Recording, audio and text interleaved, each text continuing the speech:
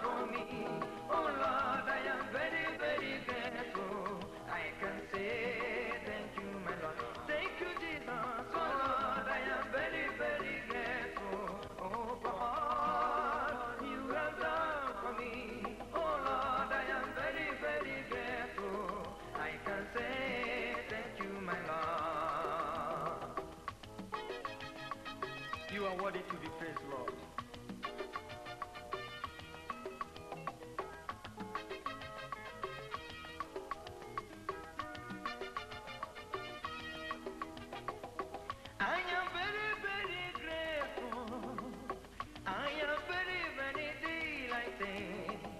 I am very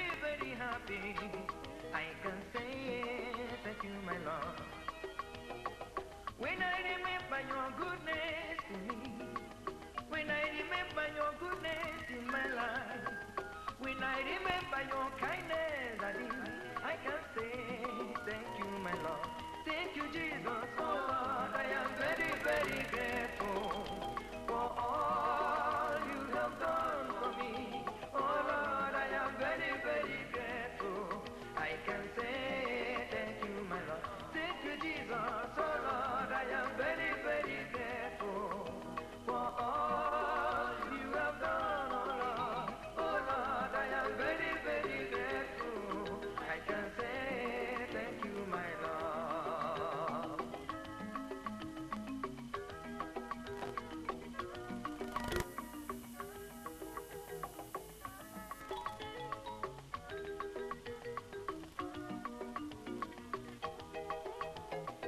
When I remember what you have done in my life.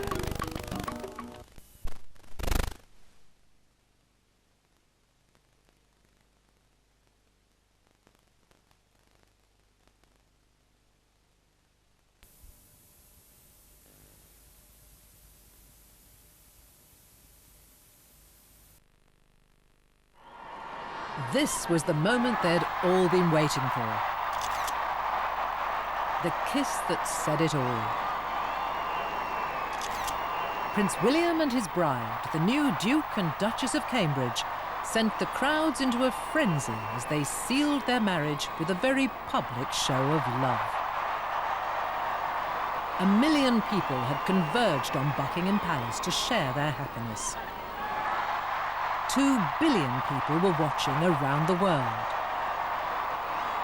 It was a day that brought a smile to everyone's face.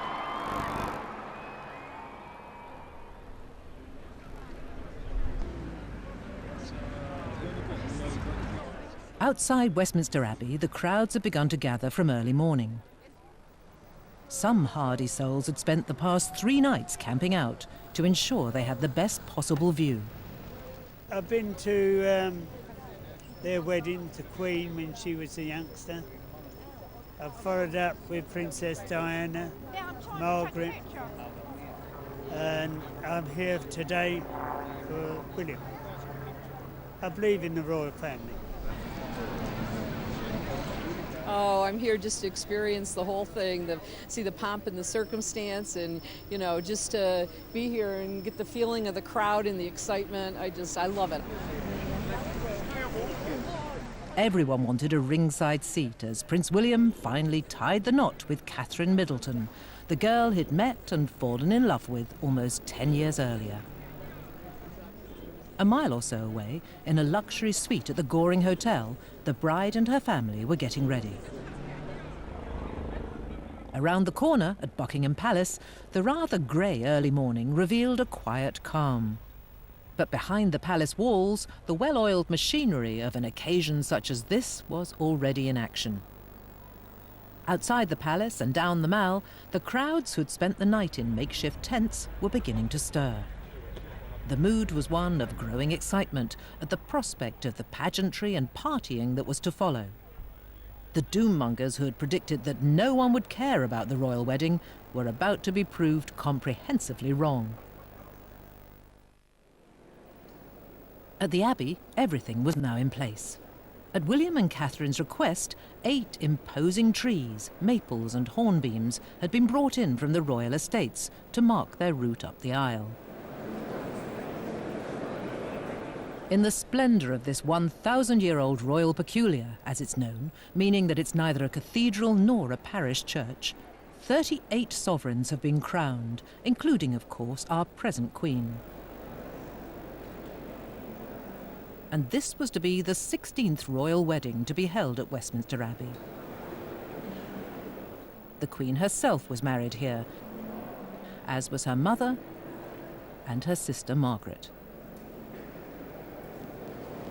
By 9 o'clock, the first of the 1,900 guests had begun to arrive. With roads around the whole area sealed off, they'd been asked to allow plenty of time to get to the Abbey. And this was certainly an occasion that no one wanted to miss. All of them felt privileged to be there to witness a moment in history. the marriage of our future king to a girl who'll one day be Queen Consort.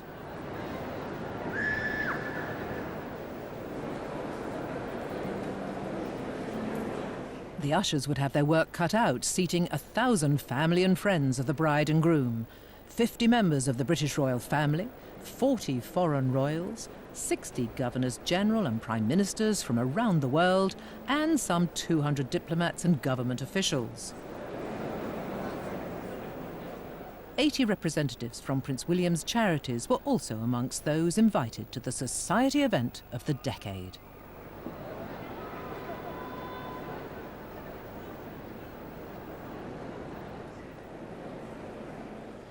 And of course, the fashion stakes were high. Everyone had put in a huge amount of effort, some with more success than others. The fashion expert James Sherwood was among those who cast a critical eye over the results. The press were sometimes less than kind, but I actually think the occasion was incredibly well dressed.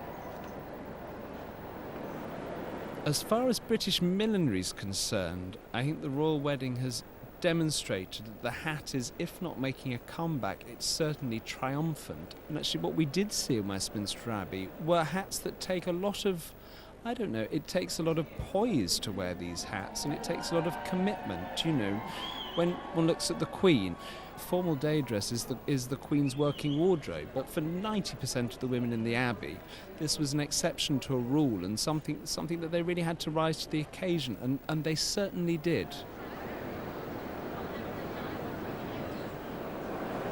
It's rather nice for me to see an occasion like the royal wedding where the uniforms are perfect, the mourning tales are perfect, and the ladies have made a terrific effort. We read from the invitation that it was mourning tales, lounge suits and uniforms were all acceptable, but it's rather nice to see that the chaps came down in favour of uniform and mourning tales. And also, you know, we see a lot of RAF uniform because Prince William's currently serving with the RAF in emergency search and rescue. I think what stood out for me at the royal wedding, that it was just lovely to see well-dressed people who know exactly what they're doing, they know how to behave, they're dressed in their best. And you can see waving the Dowager Duchess of Devonshire, Deborah Mitford, the last of the Mitford sisters, with her daughter-in-law, the present Duchess of Devonshire. I always love to see the dowagers because they're almost like galleons sailing forth in the Abbey. It's heaven for me to see, you know, all the pearl chokers with the amethyst clasps and all the classic British family jewels coming out, and see the chaps make the best of themselves too, because I defy any woman to say that a man doesn't look very handsome in a morning coat, especially if it's cut by Savile Row. And Prince Harry's beau, Chelsea Davy, from Cape Town, looking terribly Cape Town, in a sort of Alberta Ferretti cocktail dress, which is almost off the shoulder. Almost as acceptable. Off the shoulder is absolutely not, particularly for Westminster Abbey.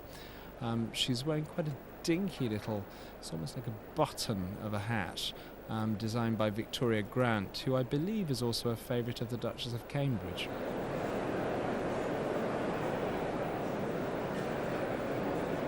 William and Catherine had been careful not to make this a celebrity event, but a handful of their famous friends were invited.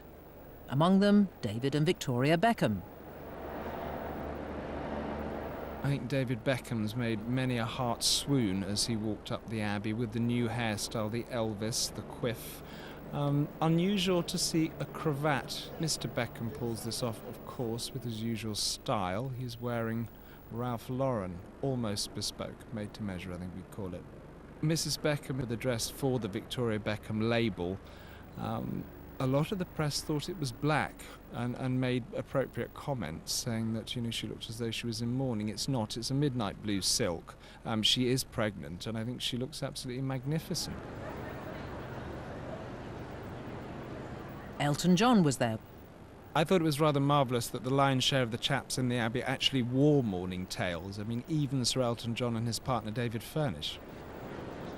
The film director Guy Ritchie is a friend of both William and Catherine.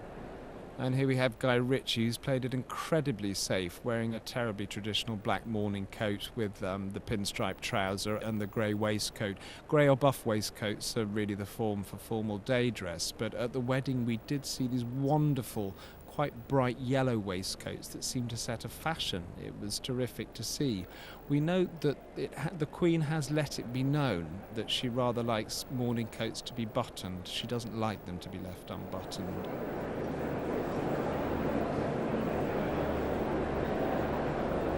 Tara Palmer Tompkinson, an old family friend, seemed intent on making quite a fashion statement. And the socialite Tara Palmer Tompkinson in this electric blue number that really is off the shoulder. And this sort of boat-shaped hat that points directly down on her nose is a very similar shape to Princess Eugenie's, both designed by Philip Tracy. In fact, one would go so far as to say that Philip Tracy probably had a patent on the entire wedding. Ben Fogle, the TV presenter and adventurer, made a documentary with William in Africa and has since become a friend. For his heavily pregnant wife, Marina, the biggest worry of the day was that she would go into labour. Ben Fogle, the television presenter, a very popular sight in the Abbey. I do love that sort of crazy public school hair. Other nationalities would think it looked a bit sloppy, but actually to the Brits that's perfectly pucker. Also among the guests at the Abbey, the journalist Tom Bradby, who's known the couple for some time and who was invited to conduct their engagement interview. His wife, Claudia, is a jewellery designer, and she once worked with Catherine. The Prime Minister, David Cameron, wore traditional morning dress, but his wife, Samantha, surprised fashion pundits by choosing to go hatless. The green Burberry dress I did think looked absolutely appropriate. Wouldn't it have been so much better to have seen a hat with that ensemble? The Deputy Prime Minister, Nick Clegg, and his wife, Miriam, played it safe. It was interesting that all the British politicians dithered about wearing morning tails because they thought it would possibly make them look slightly upper class. Actually, it just makes you look terribly well dressed, as in the case of Nick Clegg, the leader of the Liberal Democrat Party and the Deputy Prime Minister. Sir John Major dresses to prove why he absolutely did belong in the Abbey in an immaculate black morning coat. And you notice the British gentlemen always mismatch, and so Sir John Major, we see the sort of baby blue tie, the very faded pink shirt and the grey waistcoat. It's actually spot on, totally correct. And it's always rather nice to see the foreign royals out in full force. The King of Tonga is an incredibly popular figure. You notice that he wore a double-breasted morning coat. It's almost more cut like a frock coat, which is most unconventional, but actually it dates back to the Edwardian era.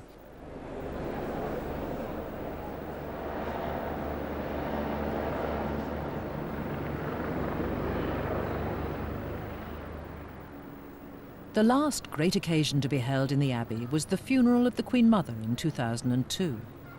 And 5 years earlier, the Abbey had been the venue for one of the most traumatic events in Prince William's life, the funeral of his mother, Diana, Princess of Wales. But now his friends, colleagues and family were gathering for a day that signalled a new and bright chapter in William's life. But a day when no doubt his mother's absence will be felt more poignantly than ever. Grand royal occasions like this are timed to the minute, and at 10:10, the crowds outside Clarence House knew that William was about to set out on his final journey as a single man.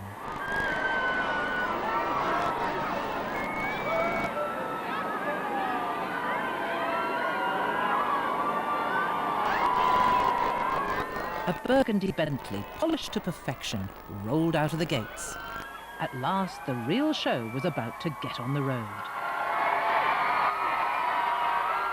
And what a show it was.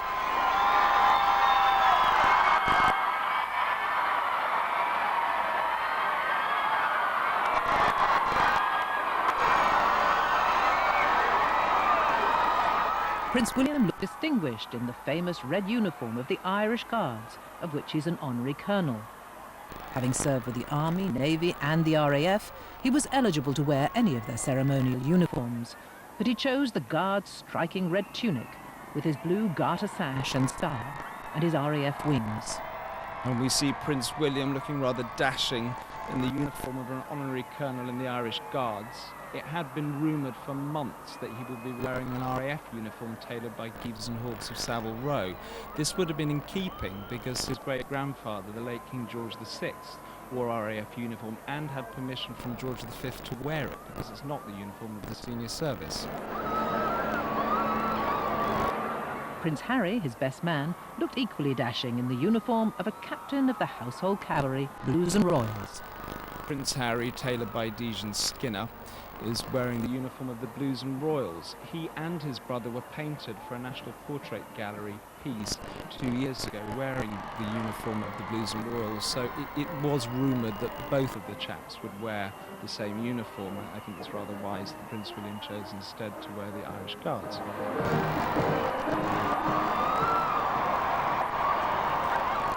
For some of the more stalwart royal fans who'd spent the night on a hard, cold London pavement, this was their second encounter with the princes. A handful had been able to chat with them the night before, when William and Harry had suddenly come out of Clarence House to thank the crowds for their support and good wishes.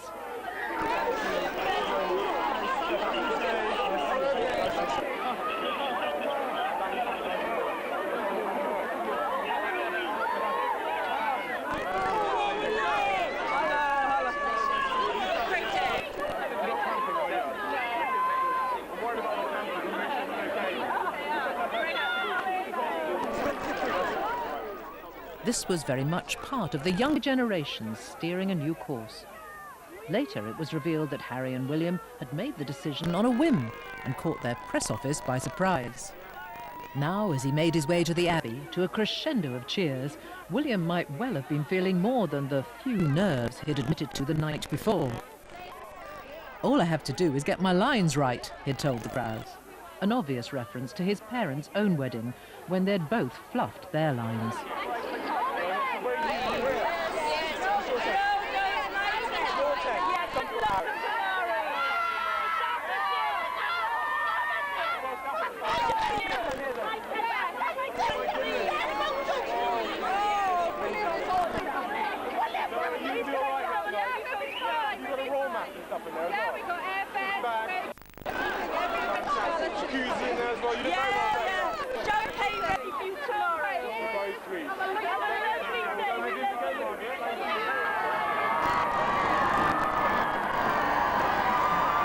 The reality of his wedding day, though, was proving that this was truly a global event. People had come from all over the world to watch the procession and join in the celebrations.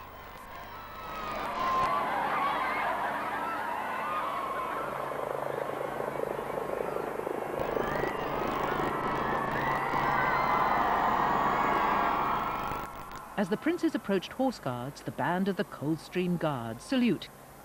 One day it will fall to William as sovereign to take the salute here at the annual Trooping the Colour Parade.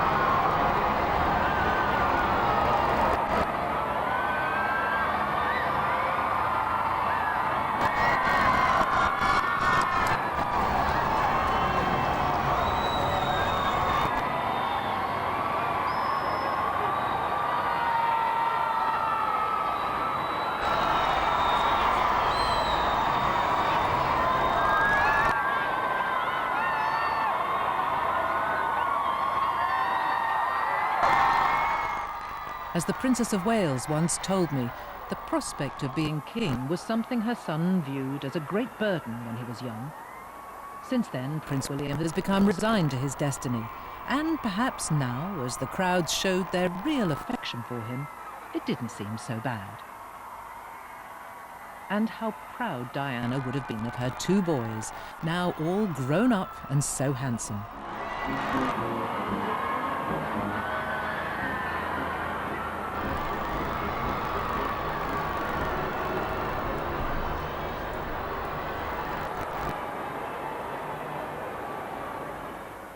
As they approached the Abbey, the bells rang out, and the crowds who'd been waiting patiently got their first look at the man of the moment.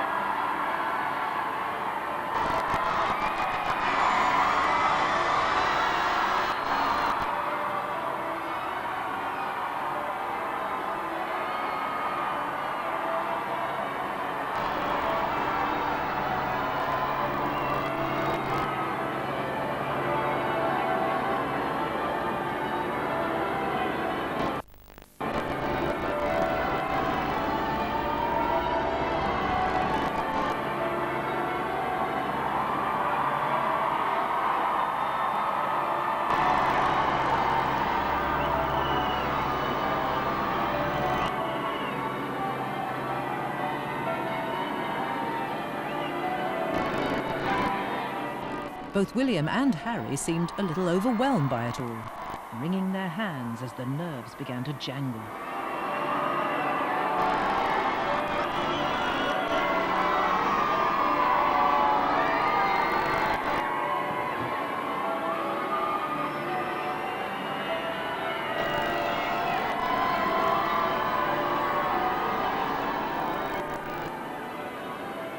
They paused at the door to take off their hats and gloves and to sort out their hair.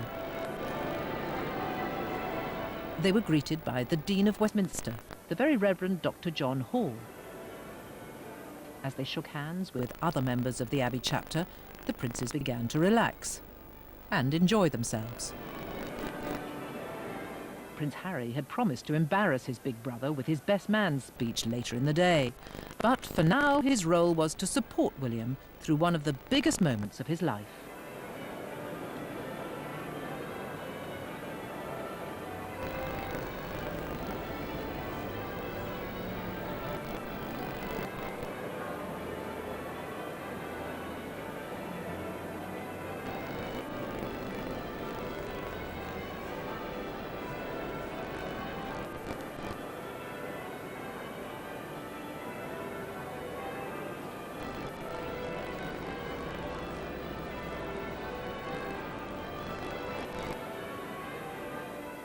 After a few last words of advice from the Dean, William and Harry began the long walk up the aisle, nodding greetings to the assembled guests as they went.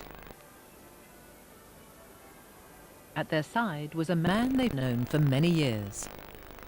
Sir Stephen Lamport, now the Receiver General at the Abbey, was private secretary to Prince Charles during the difficult years of Diana's death and beyond.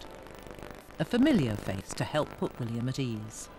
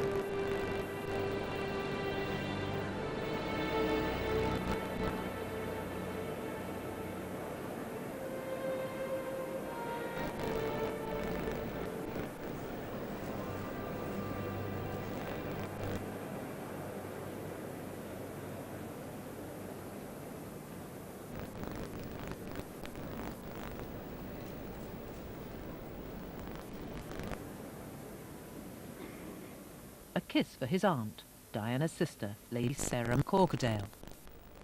Another moment when Diana herself seemed so palpably missing.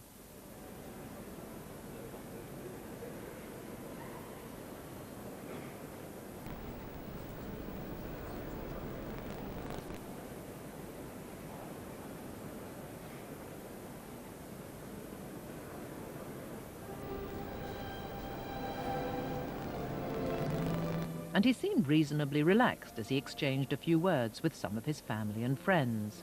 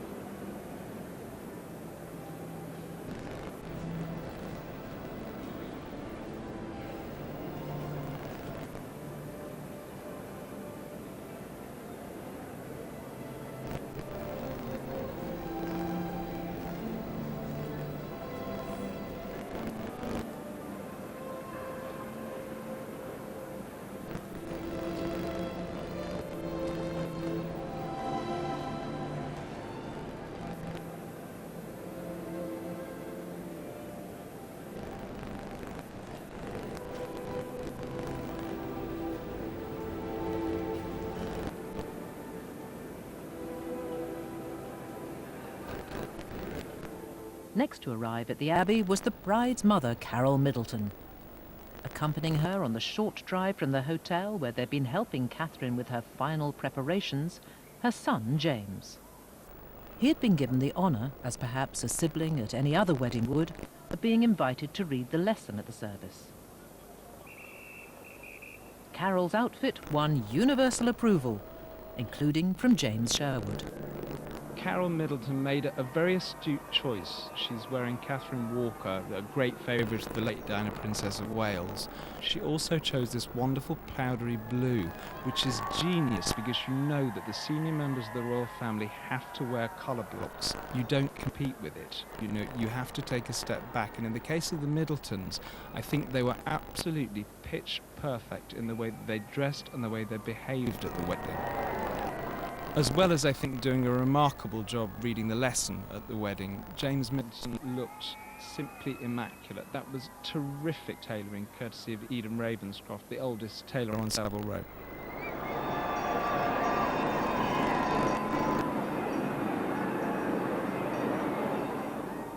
At Buckingham Palace, the crowds were warming up for their end of the spectacle. It began in rather a humble way, with a fleet of rented minibuses to transport all but the most senior members of the family. It's not the first time buses have been used. They were hired in for Charles and Camilla's nuptials.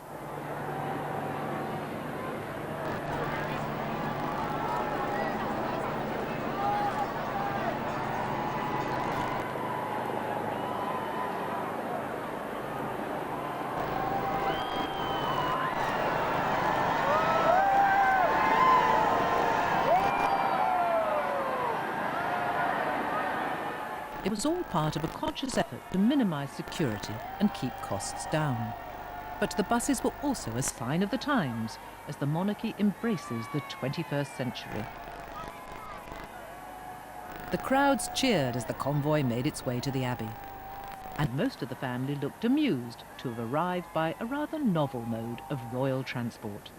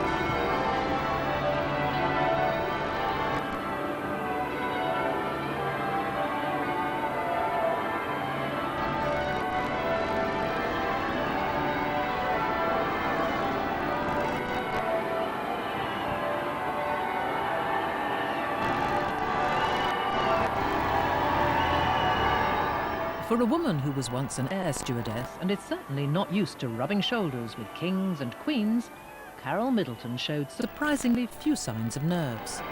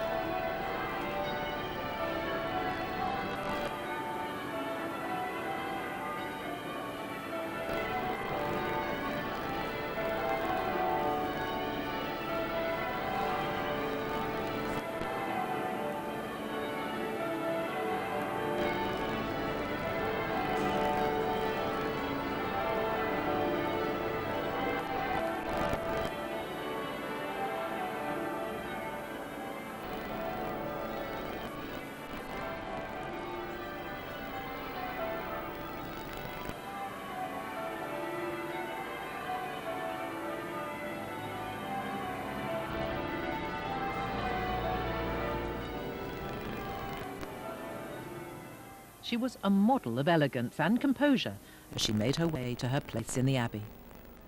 But her thoughts must surely have been with her daughter, who was about to step out of ordinary life for good and into a world only a very select few can ever experience.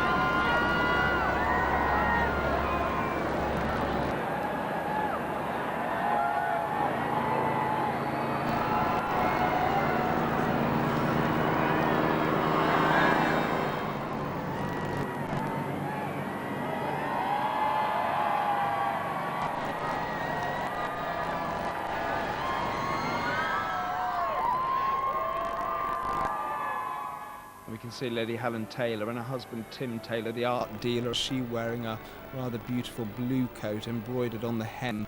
And it's a rather nice and rare sight to see the Duchess of Kent wearing a very powdery pink, demure and incredibly appropriate outfit for a royal wedding.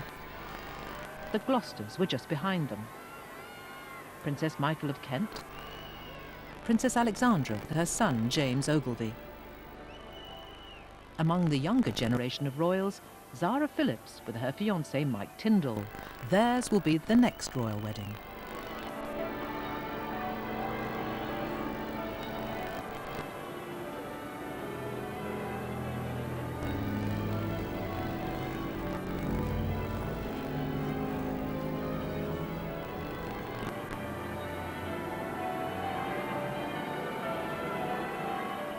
And Lady Sarah Chatto, the daughter of the late Princess Margaret, is arguably the best dressed at the royal wedding, wearing a ripplingly simple flying saucer hat.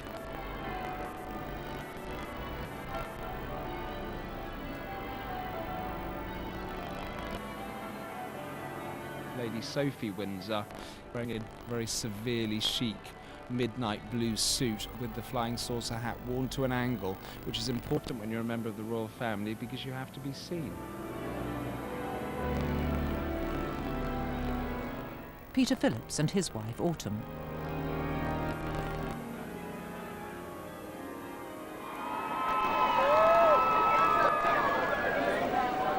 Meanwhile, at Clarence House, the crowds were craning their necks to get a good view of the gleaming Rolls-Royce Phantom 4 that was taking Prince Charles and the Duchess of Cornwall to the wedding. It was 6 years since their own marriage at Windsor Guildhall.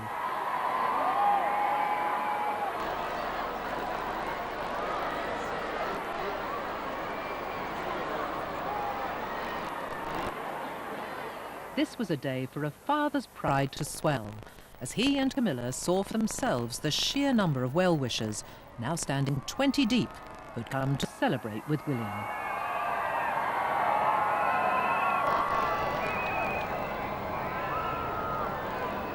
The Prince of Wales, so his tailors reliably informed me, had put on a little bit of muscle for the wedding, so he couldn't wear his Admiral's full dress uniform.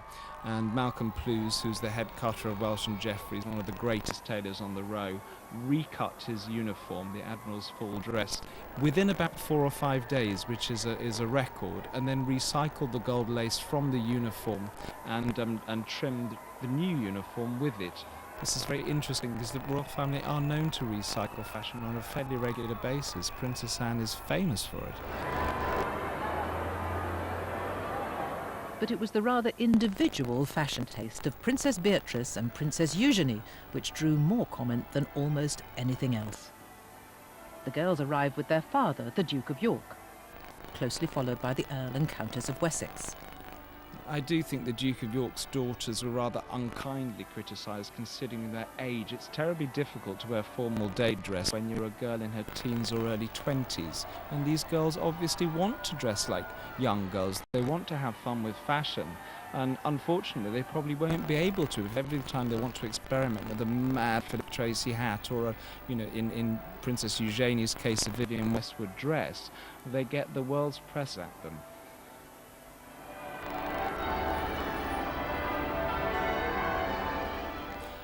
And actually, Princess Beatrice is wearing a rather marvellous nude-coloured Valentino couture coat. I mean, it's a really lovely piece.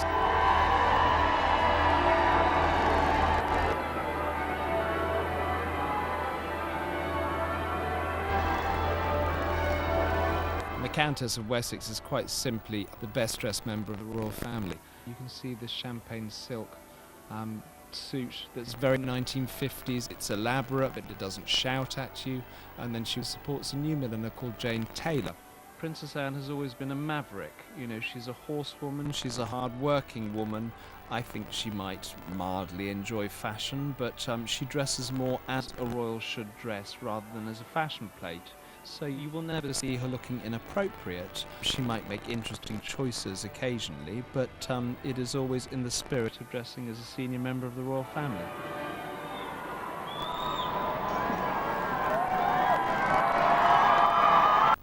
At Buckingham Palace, the departure of the Queen and Duke. Her chosen colour for this spring day, primrose yellow.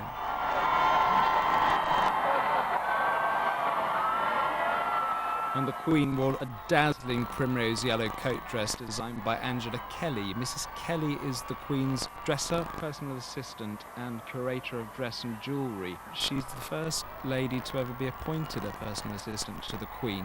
And many of the Queen's dresses and ensembles have been commissioned in-house. We're told that they're in-house palace designs. So this includes the hats as well as the dresses and coat dresses. The 3-strand pearl necklace that the Queen wears and invariably does wear when she's wearing formal day dress was given to her by her grandfather George V in 1935 to celebrate his Silver Jubilee.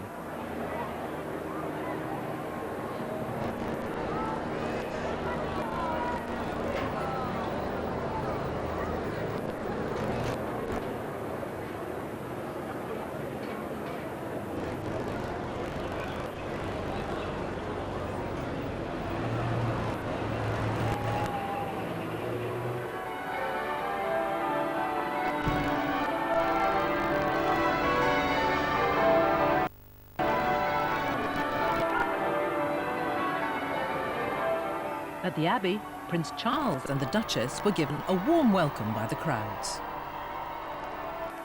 Camilla looked a little nervous, but her elegant costume was voted a winner. And the Duchess of Cornwall looking increasingly like a Queen Consort.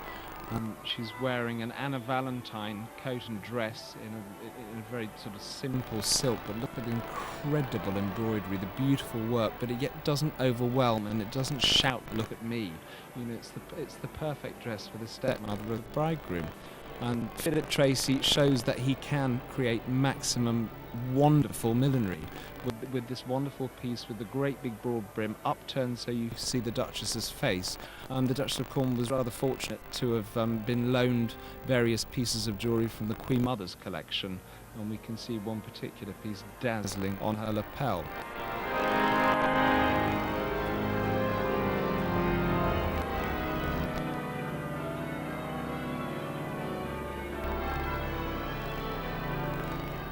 The brooch that the Queen's wearing is a very special and sentimental piece. It's called the Lover's Knot, though.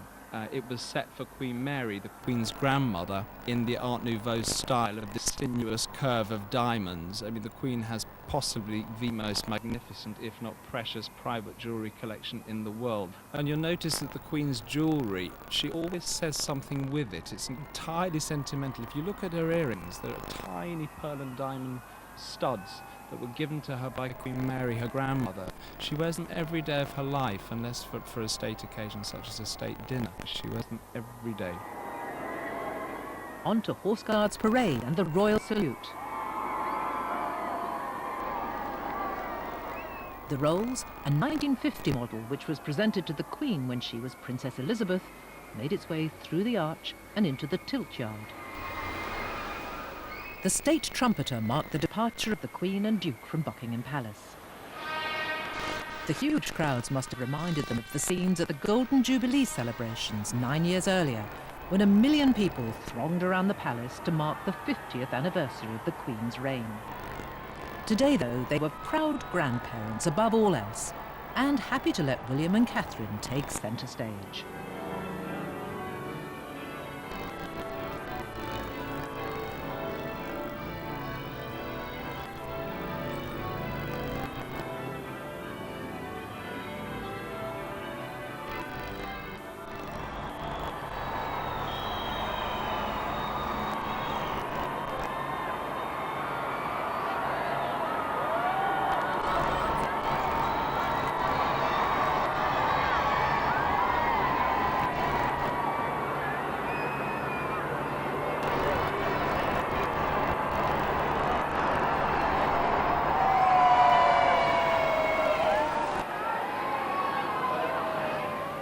By now, the bridesmaids were en route.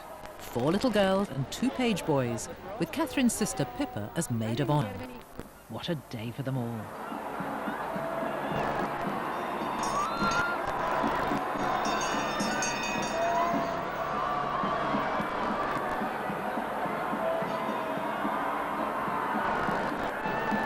Three-year-old Grace Van Kutsen, William's goddaughter, and Camilla's granddaughter, also 3,